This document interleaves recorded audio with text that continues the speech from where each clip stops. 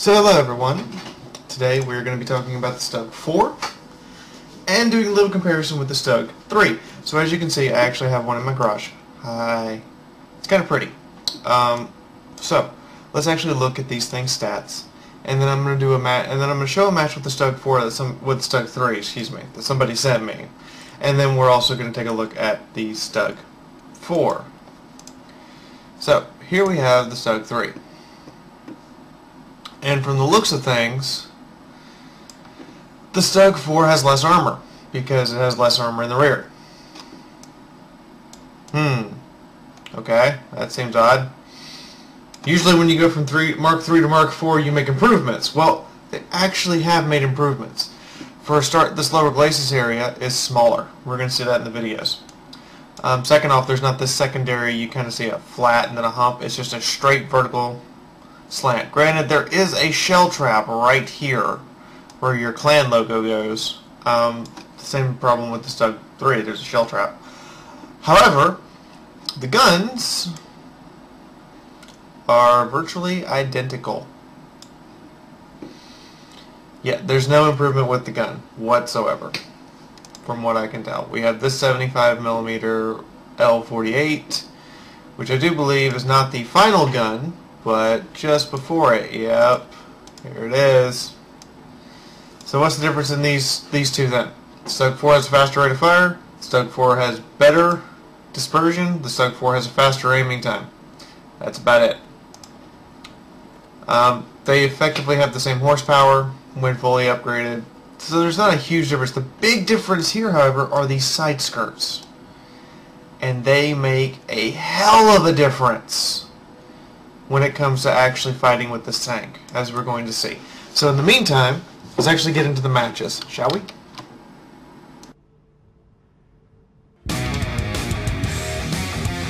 So, here we have the Stug III sent in by Shadowfire.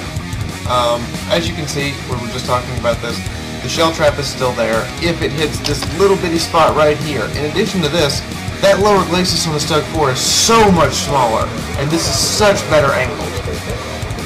So, that's the good news. The bad news is you don't have this thing's upgraded gun. However, Shadowfire does surprisingly well with the Stug III, as we're all going to see, despite the fact that Shadowfire has just over 1,000 battles, and according to XPM, it's terrible. I don't think Shadowfire is that bad. It might be the fact that they're new, more so than they're bad at the game. But in the meantime, let's see what they can do. So cruising up, we all know this map. We all hate this map. We're all so glad this map doesn't appear past tier 6. I used to love this map. However, I've slowly grown of the opinion that we can do without it. Hello, T-34. Oh, I missed. Round went where Shadowfire wanted to put it, but that wasn't where the enemy was. So, fairly accurate gun. Ooh, that's a little pom-pom. If you haven't played the British low-tier tanks, and you don't know what the pom-pom is, you should go play the British low-tier tanks. It is such a fun weapon.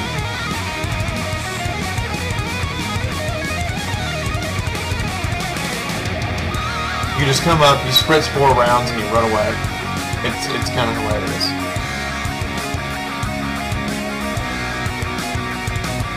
Huh. New player, being incredibly aggressive. I think they've been watching my videos. Wait, this is one of my subscribers, isn't it? Oh, right. Ooh! And I'm sorry, Covenator, but you are in so much trouble. You should have flanked the Stug when you had the chance.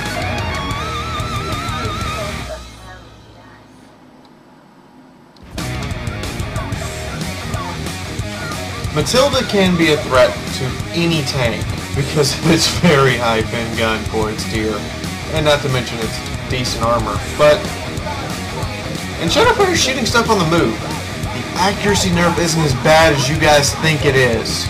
You still hit stuff moving. You just have to kind of time your shots and know when your reticule is going to be at the best point to fire. Meantime, okay, now this, I can say, is a noobish mistake. Peeking over, without any bushes or anything to cover you, and staying there to fire a second shot. Almost paid for it. Thankfully, the 80 millimeters of armor actually saved them.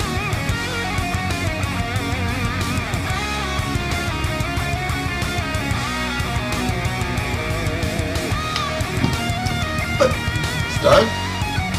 It's a Stug Life, guys. Stug is a pretty good tank. I mean, it is... As you guys can clearly see, this tank is not bad. I don't know why more people don't play them. It's kind of fun.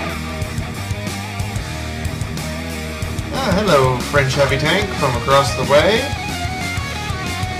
Used to be the lowest tier heavy tank in existence.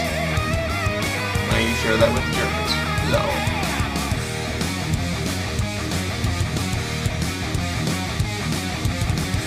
Looking for a shot, looking for a shot, looking for a shot. Might be slightly tunnel visioning. Ooh!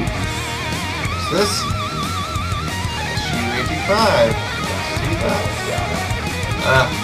Hits the commander's cupola, penetrates, doesn't actually hurt it. How many of you had that frustration? I know I have. Still looking for a target. Not seeming to find one. Hello, SU-85. You're gonna pay for that.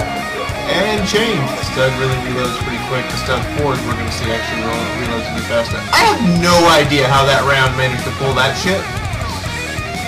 But whatever, target's dead now.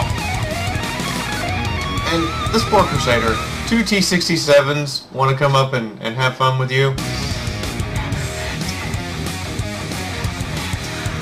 I'm sorry, there's nothing I can do for you, poor Crusader, but 2 DPM machines want you.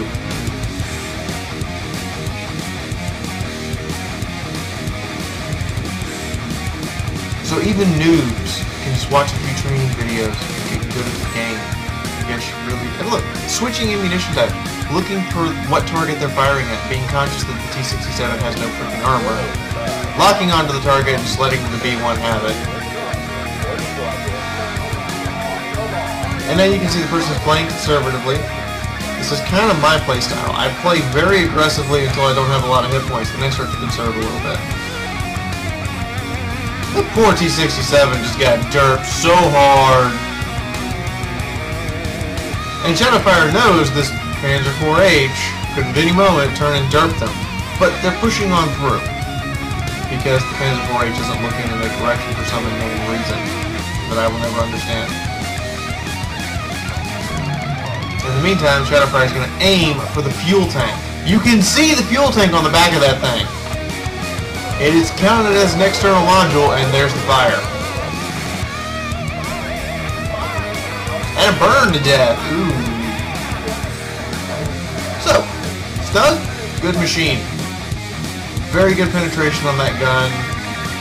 Overall, decent maneuverability, decent speed, very good rate of fire. And just below average damage for its steer, but hey. It's a Stug Life, right? So this is the Stug III. Shadowfire's not going to camp them out. I'm assuming the T-67 isn't going to quite let that happen, but if the T-67 comes after Shadowfire, well, I don't understand why the T-67 hasn't fired sooner than that. But now they're pretty well dead. So, let's go have a look at the Stug Mark IV. It's going to be attached right onto this video, shall we?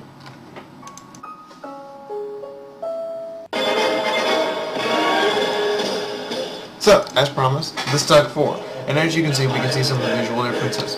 This piece has moved back, meaning that there's not a shell trap here anymore. There's a straight angular bounce over the tank. There's still a shell trap on this side. However, this is smaller. The most important, obvious weak point of this vehicle is now smaller. And this is completely angled the whole way through instead of having a flat plate at any point. In addition to these massive side skirts, which I did a little looking, they seem to be about 15 to 20 millimeters thick, with roughly the track between them and the body. So heat shells, high explosive shells, even AP rounds, are going to have a hell of a time hitting this thing from the side consistently. Simply because, well, you're going to see. Because I do get hit with a high explosive shell, and you're going to be shocked at what happens. So I'm looking behind me, I'm trying to figure out where my allies are. I'm platooned up with Blitzwolf, who's also in a Stug IV. I have no idea what to expect out of this vehicle, by the way. This is my first match in it, period. If you go look at my account, I think I only have 3 to 5 matches in the Stug IV. It's because I have an E25, but if I didn't have an E25, I'd officially say this vehicle would have my heart. And I'm being aggressive. I have no problem being aggressive. I'm in a Stug. I've got 80 millimeters of frontal armor and a 75 millimeter from hell. I have no problem getting in your face. Oh look, there's a Stug III. Stug III versus Stug IV. Ready, go. Oh! Seems the Stug IVs have your number, sir. The Crusader is managing to both pin and bounce my side, as is those side plates. Look at that! The Crusader got one in and the other failed to penetrate. Same thing for the AMX-38. One pin, failed to penetrate on the other one. Those side skirts are awesome!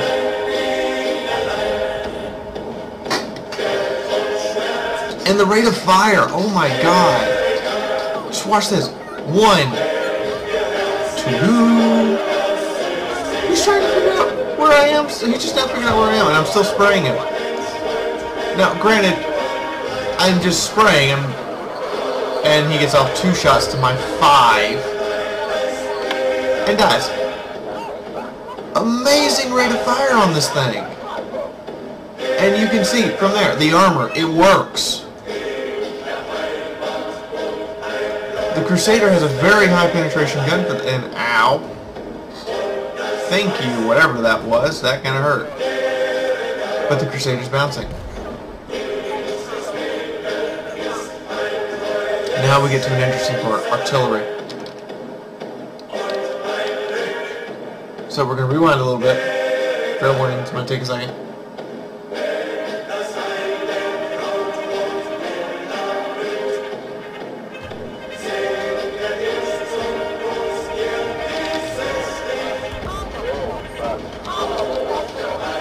Alright, so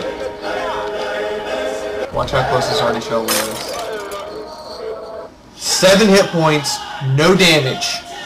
The side skirt blocked the entire artillery shell, and the only thing damaged is my track.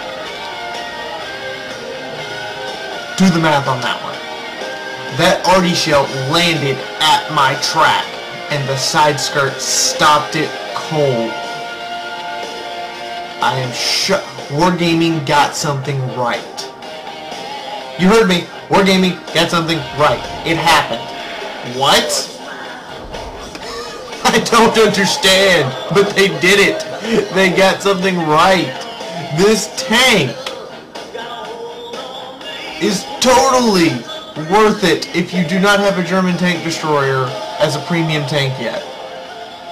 If you are looking at getting a Jagdtiger 88 or a Dicker Max, fuck it. Don't spend your money. Go get this thing. They did something right. This tank is actually worth the grind if you don't already have a German tank destroyer. But if you do already have a German premium tank destroyer, it's just nice to have the extra garage slot and have the extra pretty tank in your garage to occasionally take out and show off. But for those of us who don't have a German premium tank destroyer yet and who missed out on the E25, this tank's for you. Flat out. This tank is worth your time. It's worth earning. And overall, it's a decent vehicle. I haven't seen anything but Tier 5 matches with it. I'm assuming it has preferred matchmaking, hence the Pack 40 L48 gun instead of the L75. So, in the meantime, I hope you've enjoyed this session of Fiaura The Tank Girl and this review of the Stug IV. Stug IV, get it. AMX-30, as you saw in my other video right now, don't get it. So if you want to help the channel grow, subscribe, like, share this video on Facebook and Twitter. If you want to support me directly, click on an ad while this video is up, or go to the patronage page. In the meantime, there's also my email address in the description below if you want to be featured on Fiaura The Tank Girl. And as you can see, so long as you send me a decent match or something hilarious, I will totally put it up. But I don't care about your stats. So, in the meantime, this is Fiaura The Tank Girl, signing off.